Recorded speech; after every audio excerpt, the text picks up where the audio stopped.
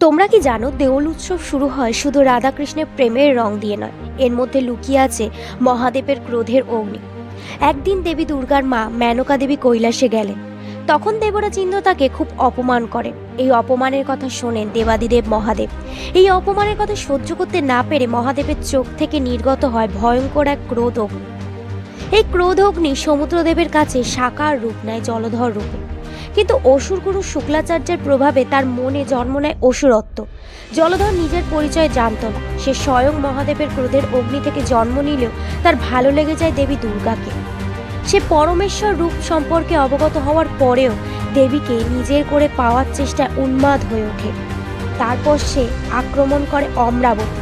অবশেষে সে নিজের শিবাংশ স্বরূপ জেনেও সদাশিবের জ্ঞান লাভ করে সম্মানের সঙ্গে মৃত্যুবরণ করে জলধর। মৃত্যুর আগে সে মহাদেব ও দেবী দুর্গার কাছে প্রার্থনা করে, আমি জীবনের সব রং অনুভব করেছি, আমার মৃত্যুর দিনটি হোক সবার জীবনের রঙের উৎসব।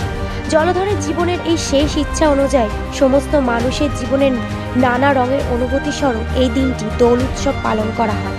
এই ঘটনাটি তোমরা কি আগে জানতে? আর কমেন্টে বলে যাও হর হর মহাদেব।